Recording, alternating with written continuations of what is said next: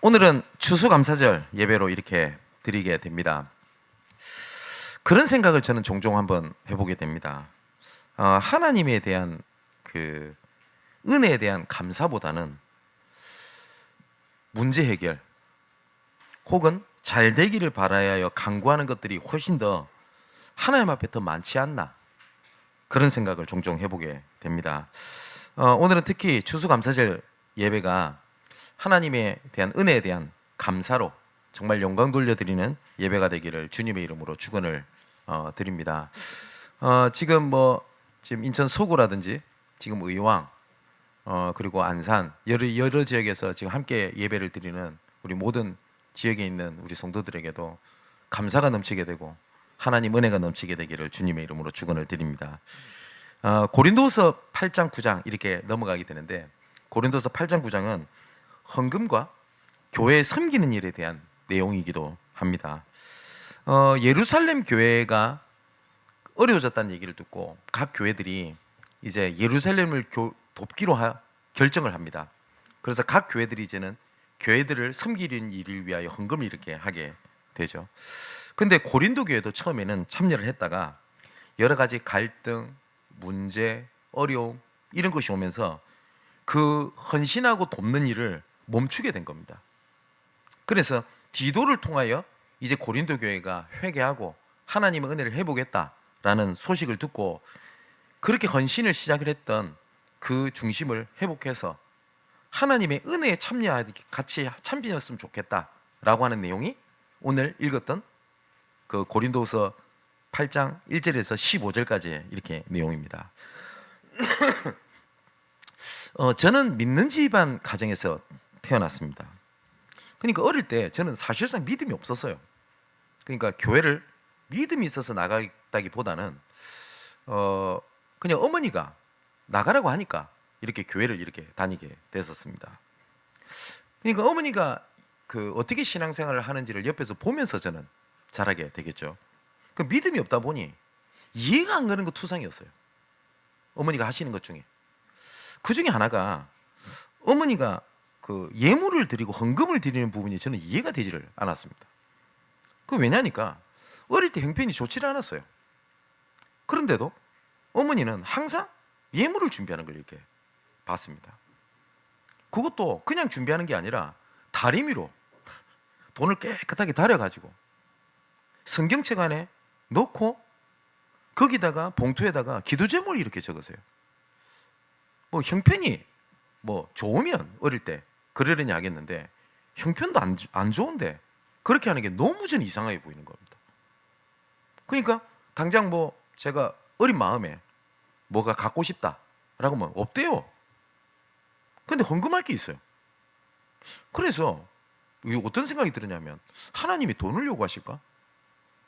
그렇지 않지 않냐, 그런 생각도 들고요. 그리고 또 어떤 오해를 했냐니까 헌금을 하면 목사님이 다 가져가는 줄 알았어요, 어릴 때. 네. 아닙니다. 아닙니다. 네. 정상적인 교회는 그럴 수도 없고 그렇게 해도 안 될 분들 그렇게 할 수도 없어요. 그죠? 구조가 그렇게 돼 있거든요. 저희 교회도 마찬가지고요. 근데 어릴 때 그런 생각이 딱 드는 겁니다. 그런 얘기 못 들어보셨습니까? 불신자들도 교회 헌금하면 목사 다 가져가고 막 이런 얘기. 저도 그런 생각을 이렇게 하게 됐어요. 근데 제가 어머니가 어릴 때부터 항상 입에 달고 다니셨던 표현이 뭐냐면 감사하다는 표현을 그렇게 하셨어요. 무슨 좋은 일이 생기잖아요. 하나님께 감사하다. 안 좋은 일이 생기잖아요. 그래도 하나님께 감사하지 않냐. 우리는 뭐라고 하면 그나마 다행이다 이러잖아. 근데 뭐냐, 하나님이 보여주셔서 감사하다. 그냥 제가 한 일이고 그냥 당연히 해야 될 일인데 그래서 하나님께 감사해야지 라고 얘기를 하시는 겁니다. 시간이 지나면서 그 말씀이 무엇인지를 조금 알게 됐어요. 모든 것이 감사한 일인데 시간이 지나면서 그게 감사한 줄 모르고 살아가는 것들이 굉장히 많다는 걸 느꼈습니다. 우리가 보통 보면 어버이 은혜 이렇게 얘기를 하죠. 여러분, 우리 랩런트들 앉아 있는데 어머니 아버지가 정말 생명 걸고 눈동자같이 여러분을 사랑하고 아끼고 챙긴다는 거 여러분 피부로 못 느끼죠. 근데 진짜 부모님들 그렇거든요. 모르고 지나잖아요. 근데 옛 어른 말에 이런 말이 있어요. 부모님이 나를 사랑해 주시고 아껴 주셨던 것을 알 때에는 부모님이 그때는 이 세상에 안 계신대요. 근데 그 말이 맞는 것 같아요. 모르고 지내잖아요. 몰랐다고 없는 게 아니잖아요. 당연하게 지나왔고 당연하게 나는 그냥 했던 일이 그게 전부 다 하나님의 은혜가 아니었으면 할 수 없었던 것을 모르고 이렇게 살아가게 되는 겁니다. 하나님의 은혜가 아니었으면 믿지도 못했고요. 내가 잘 믿는 게 아니라 하나님의 은혜가 아닌 것에는 절대로 믿을 수 없다고 되어 있습니다. 믿음으로 구원받는다고 안 되어 있어요. 성경에는 은혜로 말미암아 믿음으로 구원받는다고 되어 있습니다. 그 믿는 것도 하나님의 은혜가 아니면 믿을 수가 없어요. 저는 상처인 줄 알았는데 상처 입은 자를 품게 하신 하나님의 은혜였고요. 그 상처가 저는 아픈 경험인 줄 알았는데, 그리고 힘든 시절을 겪었다고 생각을 했는데, 그거를 또 내가 잘 견뎌왔다고 생각을 했는데, 하나님께서는 나를 연단하여 하나님께서 더욱더 나를 성숙하게 하신 것이 하나님의 은혜인데, 나는 운이 좋았고 나는 아픈 기억이었고 내가 잘했다고 생각을 했었던 것 같습니다.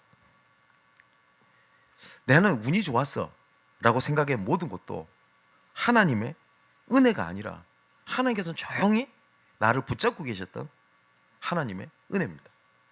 그래서 성경은 감사하라 라는 말씀이 굉장히 많이 나옵니다. 역대상 16장 34절에 보면 다윗의 고백이죠. 여호와께 감사하라. 그는 선하시며 그의 인자하심이 영원함이로다. 감사하라. 그 인자하심이 영원하다. 그래서 제가 시편을 찾아봤어요. 시편에 총 34번이나 여호와께 감사하라. 그는 선하시며 그의 인자하심이 영원함이로다 라고 시편에 34번 이렇게 기록이 되어 있습니다. 골로새 3장 16절 17절에도 보니까 그리스도의 말씀이 너희 속에 풍성히 거하여 모든 지혜로 피차 가르치며 권면하고 시와 찬송과 신령한 노래로 부르며 감사하는 마음으로 하나님을 찬양하고 무엇을 하든지 말에나 일에나 다 주의 이름으로 하고 그를 힘입어 하나님 아버지께 감사하라. 데살로니가전서 5장 18절에 보니까 범사에 감사하라. 이것이 그리스도 예수 안에서 너희를 향하신 하나님의 뜻이니라 라고 말씀을 하세요. 이걸 쉽게 풀어서 얘기를 하면 하나님께 감사할 내용을 찾는 것이 너희의 뜻이야 라고 말씀하신 겁니다. 그 말은 뭐죠? 감사할 수밖에 없는 하나님의 은혜를 우리에게 베푸셨고, 즉 베풀고 계시고 그 인자하심이 영원하도록 하신 거거든요. 여러분, 아까 제가 부모님의 은혜를 얘기를 했잖아요. 부모님과의 관계가 깨져버리면요, 부모님의 사랑, 은혜가 나한테 느껴지질 않아요. 오히려 뭐가 크죠? 상처. 옛날에 안 좋았던 기억이 더 커요.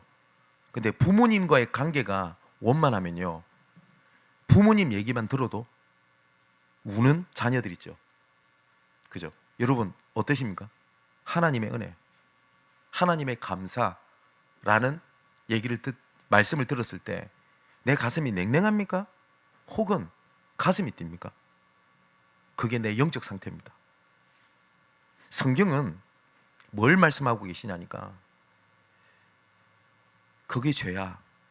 나를 떠나 있는 게 죄야. 그래서 그 방법은 나에게 오면 돼 라고 말씀을 하시는데, 우리는 그걸 뭘로 붙잡냐면 문제라고 봐요. 그러니까 해결받아야 된다고 생각을 합니다. 그래서 방법을 찾아 움직여요. 신앙생활 이렇게 하면 해결되고 저렇게 하면 해결되고, 성경은 그렇게 이야기하고 있지 않아요. 하나님을 떠난 건 문제라고 말씀 안 하세요. 죄라고 말씀하세요. 그 답은 딱 하나밖에 없어요. 내가 그걸 돌이킬 수도 없어요. 그래서 뭐라고 하냐, 나로 말미암지 않고서는 아버지께로 올 자가 없다. 그래서 하나님의 은혜는 값없이 주신 은혜입니다. 그거는 가치 없기 때문에 값없이 준 게 아니라 도저히 우리가 받을 수 없는 것이기 때문에 하나님은 우리에게 주신 겁니다. 자, 마게도냐 오늘 교회가 1절에 보면 이렇게 되어 있죠. 마게도냐 교회에게 주신 은혜를 우리가 너희에게 알리노니 라고 되어 있습니다. 그러니까 그 고린도 교회에게 마게도냐 교회가 어떻게 했다라고 하는 얘기를 바울이 하는 겁니다. 그냥 마게도냐 사람들이 굉장히 가난했어요. 근데 여러분, 지금은 그 시대가 좀 다르니까 배경 설명을 드리자면, 마게도냐는 굉장히 잘 사는 지역의 도시입니다. 항구 도시고, 그러다 보니까 무역이 발달돼 있고요, 바닷가 근처에 있었기 때문에, 그러니까 모든 물류가 다 들어왔던 굉장히 부유했던 지역입니다. 근데 마게도냐는 가난했어요. 근데 이 가난한 이 마게도냐 교회가 예루살렘 교회가 어려워졌다라는 소식을 듣고요, 헌신을 하기를 시작을 합니다. 그냥 한 정도가 아니라 3절 4절에 보니까요, 힘에 지나도록 자원하고 성도를 섬기는 일에 참여를 한 겁니다. 그러니까 요 정도밖에 없으면 마게도냐가 요 정도만 해도 되잖아요. 근데 이 마게도냐 사람은 요 정도밖에 없는데 큰 것을 헌신을 했다라고 되어 있습니다. 근데 바울은 이것을요, 헌신을 했다, 좋은 일을 했다라고 말씀하고 있지 않고요, 1절을 보니까 하나님께서 마게도냐 사람들에게 주신 은혜라고 고백을 합니다. 우리는 잘한 것을 헌신했다라고 표현하잖아요. 근데 마게도냐는 뭘 얘기를 하냐? 은혜라고 얘기를 합니다. 어떤 은혜냐? 오늘 9절에 보면 우리 주 예수 그리스도의 은혜를 너희가 알거니와 부요하신 이로써 너희를 위하여 가난하게 되심은 그의 가난함으로 말미암아 너희를 부요하게 하려 하심이니라. 예수님은 하나님이십니다. 그죠? 제가 이런 표현을 드린 적 있잖아요. 예수님께서 나를 위해 십자가를 지셨다라는 것만으로도 감격할 일인데, 그거보다 더 감격한 게 뭐냐니까, 완전하신 하나님께서 우리를 구원하시게 딱 목적은 하나밖에 없어요. 우리의 죄를 사하시고 대신 죽기 위하여 불완전한 우리의 육신을 입고 이 땅에 오신 겁니다. 아닌 말로 그 자체가 고통이거든요. 그죠? 한번 생각해 보세요. 여러분 보고 하루만 바퀴벌레로 살아봐라 하면 살겠습니까? 강아지로 살아봐라 살겠어요? 미쳐버릴걸요. 그죠? 우리 인간도 그런데 완전하신 하나님께서, 그 목적은 딱 하나예요. 그 완전한 하나님께서 이 땅에 오셔서 십자가를 지신 겁니다. 온갖 능력을 다 받아주셨어요. 근데 거기에 대해서 아무런 말씀을 안 하셨어요. 이유는 딱 하나였어요. 딱 하나, 우리를 살리는 거였습니다. 우리를 살리시는 거였어요. 딱 하나였다니까요. 내 의를 나타내고, 내가 이렇게 멋지지? 내가 이렇게 능력 있지? 내가 이렇게 대단하지? 나 좀 알아봐 줄래? 라는 목적도 아니었어요. 그래서 바울이 뭐라고요? 그 예수께서 가난하게 되시면 우리를 부유하게 하십니다. 그걸 은혜라고 얘기를 합니다. 근데 우리가 살아가면서 이 은혜를 놓치고 살아갈 때가 저를 포함하여 너무나 많은 것 같습니다. 제가 매일 아침마다 기도문을 올리잖아요.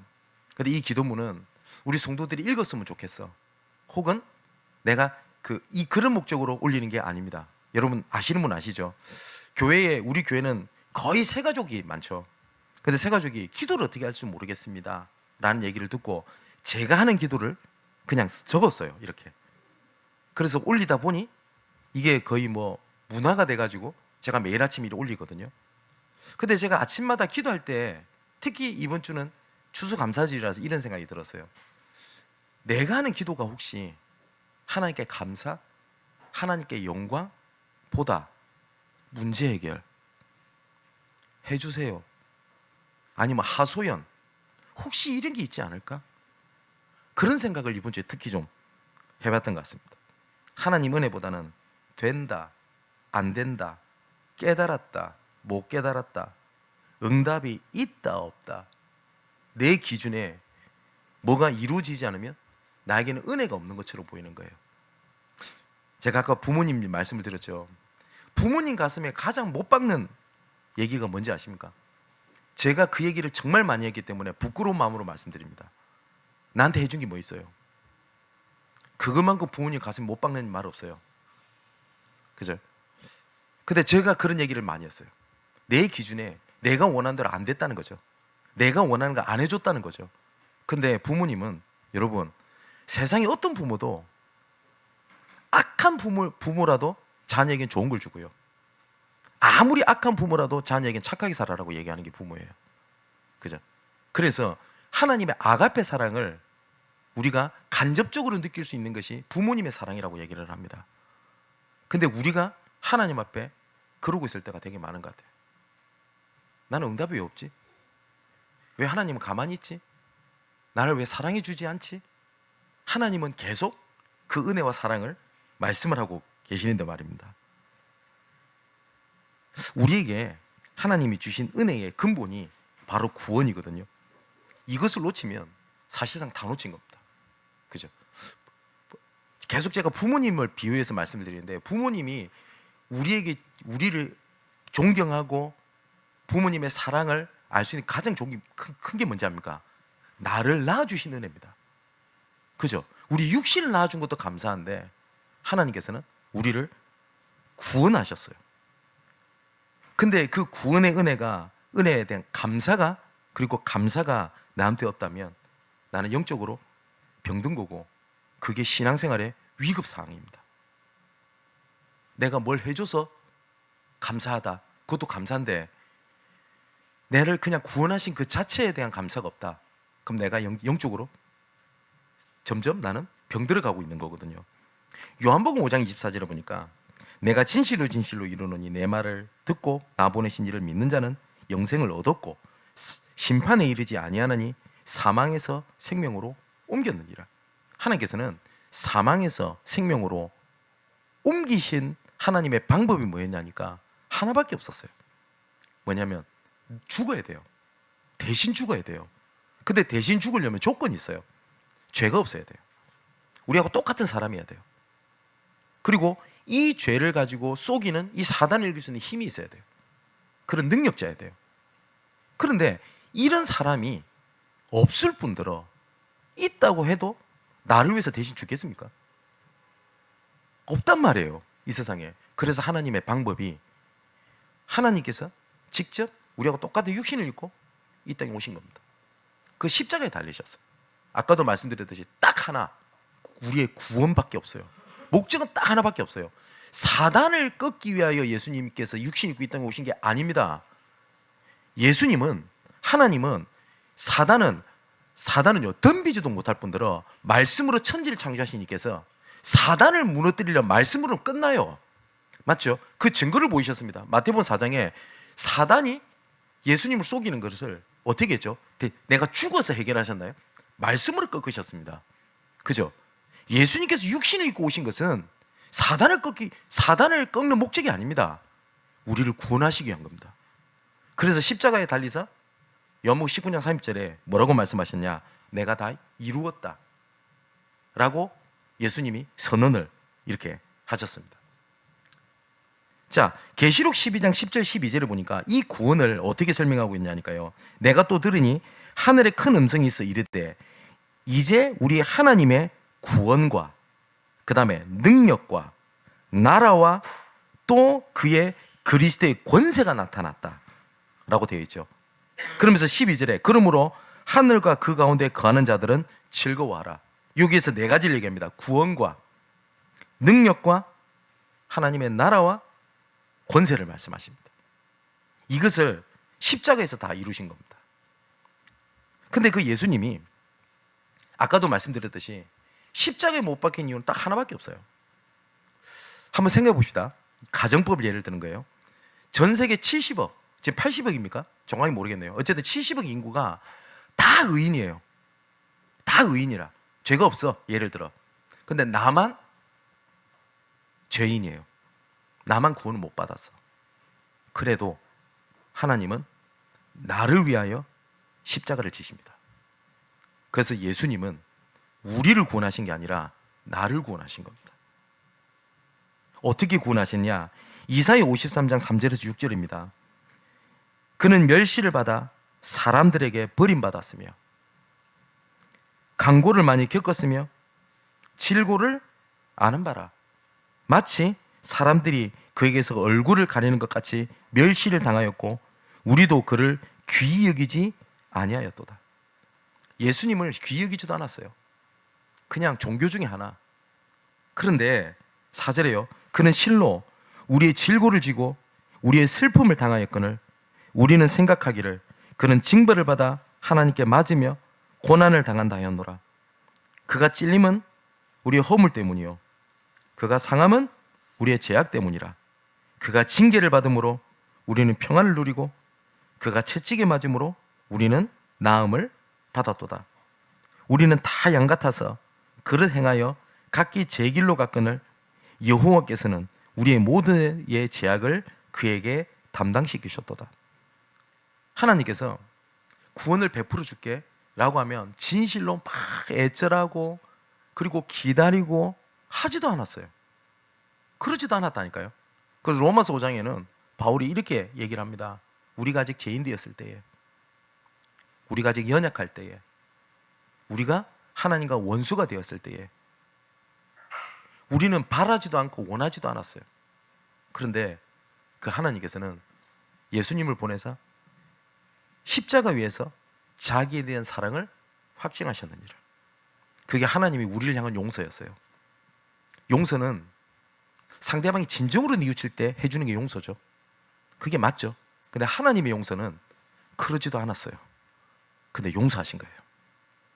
왜냐니 그 이유는 딱 하나였어요. 사랑하니까. 딱 한 가지밖에 없었어요. 사랑하니까. 여러분, 제가 오늘은 하나님 얘기하면서 부모님 얘기를 많이 하는 것 같은데, 부모님들이 우리 랩런트들 그런 얘기 혹시 듣죠? 네 거짓말하는 줄 뻔히 알고 있다고. 부모님들, 저는 협박인 줄 알았어요. 네, 협박인 줄. 그런데 뻔히 보여요. 근데 그걸 넘어갑니다. 그 왠지 아세요? 사랑하니까 그래요. 목적은 아무것도 없어요. 사랑하니까. 여러분 주변에 있는 사람이 나한테 거짓말을 하는 게 느껴지면 어떻게 돼요? 손절해버리죠. 그죠? 근데 자녀들이 거짓말하는 게 뻔히 보여요. 거짓말이 보여요, 진짜. 그죠? 그런데 그거를 아무런 문제 없이 그냥 넘어갑니다. 왠지 알아요? 사랑하니까요. 우리가 아직 죄인 되었을 때에, 우리가 연약할 때에, 우리가 하나님과 원수가 되었을 때에 그 은혜를 아는 자가 마게도냐 교회라고 얘기를 해요. 여러분 어떠십니까? 하나님이 지금까지 은혜를 베푸셨잖아요. 그 은혜를 아는 자가 되시기를 정말 주님의 이름으로 축원을 드립니다. 자, 그 마게도냐 교회를 얘기를 하면서 10절 11절에 바울이 이렇게 얘기를 합니다. 이 일에 관하여 나의 뜻을 알리노니 이 일은 너희에게 유익함이라. 너희가 1년 전에 행하기를 먼저 시작했을 뿐만 아니라 원하기도 하였은즉 이제는 하던 일을 성취하시니 마음에 있던 것과 같이 완성하되 있는 대로 해라 라고 얘기를 합니다. 원래 이 고린도 교회도 1년 전에 이 하나님 앞에 은혜를 나누는 일에 동참을 했었어요. 원했어요. 예. 그런데 이게 끊어졌던 거예요. 고린도 교회가 여러 가지 갈등이 많이 생겼던 겁니다. 그렇지 않겠습니까? 오해, 갈등이 됐어요. 온갖 소리가 사실로 자기 귀에 들어왔던 겁니다. 제가 말씀드렸죠. 이 고린도 교회가 어느 정도까지 바울을 멀리 했었느냐니까, 바울 저거 목사 아닐 수도 있어, 사도 아닐 수도 있어, 저 이상해 저거. 왜냐니까 바울은 막 사회가로 다니거든요. 우리한테 관심이 없어. 한 번씩 오면 헌금 모아놓은 거 갖고 가네? 바울 저거 돈을 원하는 거야. 저 돈 때문에 저래. 그러다 보니까 자기들이 원하는 지도자를 막 찾아 움직여요. 나는 게바, 나는 아볼로. 그러면서 온갖 악행이 고린도 교회에 판을 칩니다. 그러면서 복음을 막 곡해를 해요. 그때 당시에 그 신전에 있던 점쟁이들, 우상숭배죠. 우상숭배하는 것도 문제인데 그 우상숭배하는 여자 사제들, 그러니까 지금으로 우리나라 무당 같은 그런 신분을 갖고 있던 사람들이 매춘됐단 말이에요. 그래서 교회 사람들이 거기를 당연하게 갔어요. 그러면서 이렇게 얘기를 합니다. 구원받았는데 뭐 문제야? 이렇게까지 나왔어요. 여러분, 교회가 어떻게 했어요? 그러다 보니까 하나님의 은혜가 곡해됐고요, 하나님 은혜가 잃어버리게 되니 하나님 은혜에 참여하는 건 당연히 그렇게 고린도 교회가 무너지게 된 겁니다. 그래서 그 바울이 고린도 교회에 이렇게 얘기를 하는 거예요. 너희들도 그 은혜를 알고 은혜에 참여했다가 멈춘 거 1년 전에 너희들이 했고 원했던 거 아니냐. 그 은혜에 참여하는 일에 이제 함께 했으면 좋겠다라고 이야기를 합니다. 그러면서 4절에 보니까 이 은혜의 성도 섬기는 일에 참여한 것 같이, 이렇게 돼 있고요. 6절에는 그들이 먼저 자신을 주께 드리고 하나님의 뜻을 따라 한 것, 그것처럼 뭐냐면 함께 하자, 은혜에 함께 동참하자라고 바울이 얘기를 하는 겁니다. 근데 10절 11절에는 이렇게 돼 있죠. 우리의 유익을 위하여. 근데 은혜에 참여하는 것을요, 우리는 희생해서 헌신한다라고 생각을 하는데, 바울은 이 은혜에 참여하는 것을 뭐라고 얘기를 하니까 우리의 유익을 위하여 라고 얘기를 하고요. 13절에는 이렇게 돼 있죠. 이는 다른 사람들은 평안하게 하고 너희는 공고하게 하려는 것이 아니요 균등하게 하려는 것이라. 전체가 하나님의 은혜를 참여하기 위한 거야 라고 이야기를 합니다. 그래서 14절에는 이 은혜가 풍성해진다라고 얘기를 해요. 여러분, 똑같은 자리 똑같은 일을 했는데 어떤 사람은 은혜의 구경꾼이 있고요, 은혜에 참여하는 자가 있어요. 여러분, 우리 교회도 아무것도 없는 상황에서 세워졌던 교회죠. 그죠? 그러면 이런 얘기를 일상적으로 많이 합니다. 목회자들도 교회가 처음에 세워지면 뭐 목회자가 어렵고 힘들고 막 여러 가지 얘기해요. 그 말이 틀린 말은 아니에요. 근데 반대로 말은 무슨 말인지 압니까? 여러분, 신앙생활하는 사람들 중에 아무것도 없는 상황에서 하나님의 은혜로 말미암아, 정말 하나님의 은혜로 말미암아 하나씩 채워가면서 하나님이 교회를 세워나가시는 것을 직접 눈으로 본 사람은 거의 소수입니다. 맞죠? 그러면 하나님이 나에게 주신 은혜지 그건 어려움이 아니잖아요. 그죠? 마찬가지로 하나님께서는 하나님의 은혜의 구경꾼이 되지 말고 함께 참여하자라고 얘기를 하는 겁니다. 우리가 체육대회를 해요. 그러면 체육대회도 구경꾼이 있고 참여하는 사람이 있겠죠. 그럼 진짜 그 의미는 누가 알게 됩니까? 참여할 때 알게 되는 거죠. 모든 사람에게 하나님의 은혜가 있습니다. 그 은혜에 같이 참여하자라고 바울이 이야기를 하는 게 오늘 본문에 대한 내용입니다. 자, 디모데전서 4장 4절 5절에 보니까 하나님이 지으신 모든 것은 선함에 뭐라고 되죠? 감사함으로 받으면 버릴 것이 없다라고 얘기를 하거든요. 그러니까 하나님께서 지으신 모든 것은 선하다는 말은 하나님께서 우리에게 허락하셔서 일어나는 모든 것들은 악한 게 없다라는 말이에요. 우리는 일어나면 안 되고 상처고 괴롭고 나는 힘들고 나는 정말 싫은데 하나님은 뭐라고요? 선한 거야. 그래서 감사함으로 받으면 버릴 것이 없나니 하나님의 말씀과 기도로 구별되어진다. 거룩하여짐이니라 라고 말씀하십니다. 평생감사라고 하는 책이 있어요. 거기에 보면 어떤 사람 얘기가 나오냐니까, 여러분, 미국의 유명한 자동차 회사 있죠. 포드 아시죠? 그 포드 회사의 회장이 헨리 포드죠. 이 포드가 돈을 굉장히 많이 벌었어요. 그러다 보니까 도와달라고 하는 사람이 얼마나 많겠습니까? 그 편지를 엄청 받는데요. 그러다 보니까 어느 날 저쪽에 그 조지아라고 하는 주에 그 시골 학교에서 편지가 하나 온 거예요. 뭐냐니까 지금 시골 학교에 크리스천 스쿨이었대요. 그 학교에 지금 피아노가 없다. 그래서 우리 애들이 피아노를 할 수 있도록 한 $1,000만 기부해 줄 수 있겠냐라는 편지를 그 마르다 벨이라고 하는 그 여자 선생님이 편지를 보낸 거예요. 근데 이 포드 입장에서는 이 사람이 악하다기보다는 그런 편지가 너무 오니까 자기 기준이 있었어요. 뭐 약간 지금 돈의 가치가 좀 다릅니다만은 그때 당시에 뭐 10센트, 지금 10센트랑은 의미가 다르겠죠. 그래서 보통 교회에서도 그런 경우가 있어요.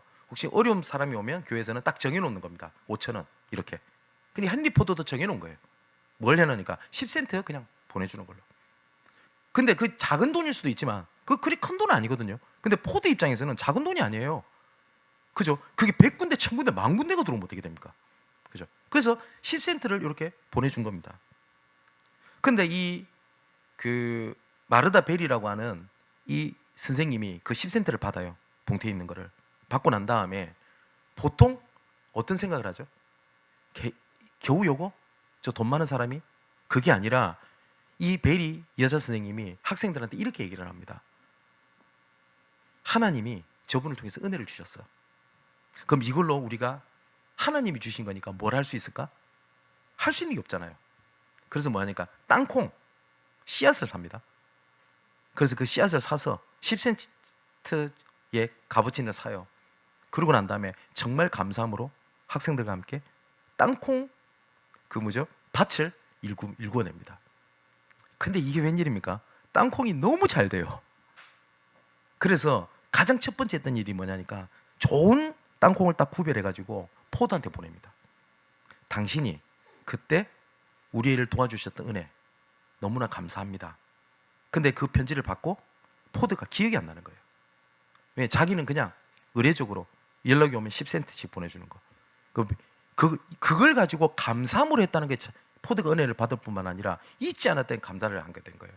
그래서 포드가 그 자리에서 자기 비서한테 얘기해서 만불을 그 기독교 학교에 보내고 계속 후원 결연이 돼서 그 학교를 계속 후대를 도왔다라고 하는 것이 실화가 있습니다. 그러니까 그 선생님은 그 작은 것을 뭐요? 감사함으로 받으면 버릴 것이 없나니. 그죠? 그리고 고린도후서 우리가 계속 지나가면서 볼 겁니다. 고린도 13장에는 바울이 이 얘기를 해요. 내가 어떤 목적과 큰 야망과 어떤 큰 계획을 가지고 너희들한테 갔던 게 아니었어. 나는 그냥 하나님이 주신 은혜의 분수대로 했을 뿐인데 하나님이 넘치도록 하나님 나를 채우셔서 너희들한테 가게 했던 거야 라고 했던 거예요. 근데 우리는 어마어마한 걸 하려고 하잖아요. 요만큼 해주면 내가 이렇게 은혜를 감사할 수 있을 것 같습니다. 근데 바울은 뭐라고? 내게 주신 은혜의 분수의 한계를 따라 하였노니. 요만큼 주신 은혜라고 생각을 했는데 요만큼 속에서 감사를 했더니 하나님은 넘치는 하나님의 계획을 주셔서 바울이 그 얘기를 하거든요. 하나님이 우리에게 주신 은혜는 절대 나약하거나 부족하지 않습니다. 그래서 고린도후서 6장에 뭐라고요? 하나님 은혜를 헛되이 받지 마라. 헛되이 받지 마라. 나약하지 않다라고 얘기를 합니다. 찰스 스펄전 목사님이라는 분이 있어요. 제가 몇 주 전에도 한번 얘기를 했죠. 이분이 감사를 이렇게 기록된 것이 있습니다. 촛불을 보고 감사하는 자에게는 하나님이 전깃불을 주시고, 전깃불을 감사하는 자에게는 하나님이 달빛을 주시고, 달빛을 주시는 자에게는 하나님이 햇빛을 주시고, 햇빛을 감사하는 자에게는 영원한 천국의 영광의 빛을 우리에게 비춰주신다. 이렇게 표현했어요. 그죠? 내가 그냥 눈을 뜨고 살아가고 밥 먹고 그것도 하나님 뭐라고요? 은혜라고 얘기를 합니다. 당연한 게 아니라. 은혜를 놓치니까요. 은혜로 주신 것을 모르고 이렇게 지나가게 이렇게 되지 않습니까? 자, 그렇다면 이제 결론을 맺겠습니다. 은혜를 어떻게 알고 어떻게 은혜에 내가 참여할 수 있겠습니까? 그죠?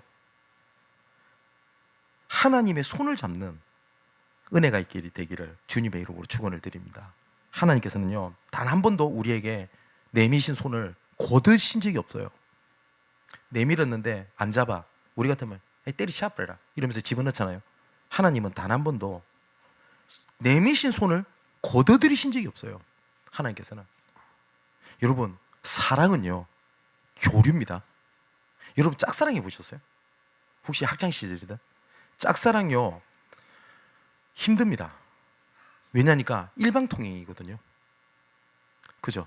서로 사랑해도 부딪히는 게 많을 건데 일방통행이 돼서 교류가 없는 사랑은요 순간 내 혼자 좋다가 혼자 괴롭다가 업앤다운이 심해져요. 그죠? 사랑은 교류입니다. 근데 하나님은 손을 내밀어 가지고 잡자고 이렇게 하고 있는데 나는 그 손을 뿌리친 상태에서 다른 데서 뭐냐면 뭘 찾아요? 문제 해결을 찾아요. 제가 서론에 말씀드렸죠. 하나님이 이렇게 말씀하세요. 죄야, 그 해결은 나한테 오는 것밖에 없어 라고 얘기를 하는데 세상은 뭐라는지 압니까? 문제야. 그 뭐예요? 해결받아야 돼. 방법을 찾아요. 하나님은 단 한 번도 내미신 손을 거둬들이신 적이 없다고요. 단 한 번도. 이런 분도 계실 겁니다. 나는 하나님의 사랑을 좀 느껴보고 싶습니다. 하나님이 나와 함께하는 것을 느껴보고 싶습니다. 간단합니다. 간단합니다. 방법이 아니에요. 뭔지 알아요? 내미신 손을 잡으면 돼요. 자, 성경이 이렇게 돼 있어요. 이사야 41장 13절에 나 여호와 너의 하나님이 내 오른손을 붙들고 내게 이르기를 두려워하지 말라 내가 너를 도우리라 할 것입니다. 하나님의 오른손이. 또 시편 63편 8절에 나의 영혼이 주를 가까이 따르리니 주의 오른손이 나를 붙드실 것입니다. 시편 73편 23절 25절에 내가 항상 주와 함께하니 주께서 내 오른손으로 붙잡으셨나이다. 주의 교훈으로 나를 인도하시고 후에는 영광으로 나를 영접하시리니 하늘에서는 주 외에 누가 내게 있으리요 땅에는 주밖에 내가 사모할 힘이 할이 없나이다. 자, 이사야 42장 6절에 8절에도 나 여호와가 의로 너를 불렀은즉 내가 내 오른손을 잡아 너를 보호하며 너를 세워 백성의 언약과 이방인의 빛이 되게 하리니 내가 눈먼 자들을 눈을 밝히며 갇힌 자를 감옥에서 이끌어내며 흑암에 앉은 자를 감방에서 나오게 하리라. 나는 여호와니 이는 내 이름이라. 나는 내 영광을 다른 자에게 찬송을 우상에게 주지 아니하리라. 이게 무슨 말인지 아세요? 내 손은 너한테만 내민 거지 다른 데 내민 것이 아니야 라고 굳이 표현하자면 하나님께서는 계속 애타게 짝사랑만 하시는 거예요. 내 손 좀 잡아줄래? 내 손만 잡아줄래? 라고 얘기를 합니다. 누가복음 15장에 보면 탕자의 비유가 나오죠. 근데 이 둘째 아들이 진짜 이런 표현을 써도 되는지 모르겠네요. 진짜 싸가지가 없죠. 아버지한테 가가지고 돈 내달라고 하는 거예요. 근데 아버지가 이렇게 얘기를 합니다. 나와 함께 하는 게 다 네 건데 왜 네 거를 달라고 그래? 아마 됐고 그냥 주세요. 이렇게 얘기를 하는 거예요. 근데 보세요. 이 아들은요 아버지와 함께하는 관계가 깨져 버렸어요. 그랬더니 뭐예요? 딴 것을 달라고 그러잖아요. 딴 것을. 그래서 아버지는 마지못해 줍니다. 근데 그 돈을 다 날려먹어요. 그래서 나중에는 이 아들이 먹고 살아야 되잖아요. 돼지를 가축을 치는 일을 하게 됩니다. 잘 데가 없잖아요. 그래서 돼지 우리에서 잤다고 성경에 기록되어 있고요. 돼지가 먹는 쥐염 열매로 돼지가 먹는 열매 있죠. 사료. 그걸로 자기는 배를 채우려고 하는데도 이것조차도 없었다고 돼 있어요. 죽을 것 같은 거예요. 여러분, 이 아들은요 문제가 아닙니다. 그죠? 아버지를 떠난 죄입니다. 그래서 이 아들이 어떻게 하냐니까 스스로 돌이켜서 아버지께로 돌아가야 되겠다 라고 작정한 거예요. 진짜 잘한 거죠. 그런데 터덜터덜 갑니다. 그런데 아버지가 성경 뭐라고 되냐, 매일마다 그 아들을 기다리고 있었대요. 저 멀리서. 근데 이 아들은 터덜터덜 가면서 온갖 생각을 다 합니다. 그래, 돌아가긴 돌아가는데 나는 이제 아들이 아니야. 종으로 써달라고 해야 되겠다. 종으로. 그래서 터덜터덜 가는데 성경 뭐라고 되는지 아세요? 아들이 아버지를 본 게 아니에요. 아버지가 아들을 봤어요. 그럴 때 어떻게 해요? 이 아버지가 달려가서 끌어안고 입을 맞췄다고 돼 있어요. 근데 그 아들이 형태가 어떻죠? 돼지우리에 온갖 오물에 그 행색이 어떻겠습니까? 근데 뛰어갔더니 냄새가 나. 야, 우선 씻고 와. 양심도 없냐? 내한테 돌아오는데 이렇게 돌아와? 왜 그래? 묻지를 않았어요. 그냥 끌어안았어요. 그리고 입을 맞췄다고 돼 있어요. 그랬더니 아들이 또 연약한 소리 합니다. 나는 이제 아들이 아닙니다. 날 종으로 써주세요. 아니다. 너는 내 아들이야. 너는 내 자녀야. 하나님이 내미신 손을 딱 붙잡는 그 순간 하나님은 뭐라고 말씀하지 아십니까? 너는 내 사랑이다. 내 기쁨이다. 너는 내 자녀야. 묻지를 않으세요. 하나님 묻지를 않으신다고요. 어떻게 하나님의 자녀가 그럴 수 있어? 하나님의 손을 잡을 때는 하나님은 묻지를 않으시는 겁니다. 그 은혜를 참여할 때 그 은혜는 배가 됩니다. 추수감사절에 하나님의 은혜를 아는 자, 그 하나님 은혜에 참여하는 자, 그 은혜가 풍성해지는 것을 누리는 가장 복된 주일, 그리고 한 주간이 되시기를 주님의 이름으로 축원을 드립니다. 기도하겠습니다. 모든 것이 하나님의 은혜임을 고백합니다. 그 은혜를 잃어버리고 다른 곳에서 은혜를 찾고 그렇게 방황하던 우리의 죄악을 용서하시고 우리의 연약함을 긍휼히 여겨 하나님의 은혜를 아는 자로 다시 일어나 걷게 하옵소서. 전체를 살린 언약으로 나아교회 현장을 세우신 것을 알고 하나님의 은혜에 참여하는 자로 더욱 풍성하게 하신 은혜를 받고 누리고 전달하기 원합니다. 그리하여 그 은혜를 나누는 참여가 넘쳐 흘러 237개 나라와 전 세계 5천 종족까지 흘러 넘치게 하여 주옵소서. 이 시간 하나님께서 내미신 손을 붙잡습니다. 나의 손을 단 한 번도 외면하지 아니하시고 사랑으로 일으켜 너는 나의 사랑이요 나의 기쁨이요 나의 자녀라고 말씀하시는 것에 우리의 마음이 뜨겁게 하여 주옵소서. 이 모든 말씀을 은혜를 주시고 그 은혜를 참여하게 하여 모든 곳에 은혜를 넘치게 하시도록 십자가에서 피 흘리신 예수 그리스도 이름으로 기도하옵나이다. 아멘.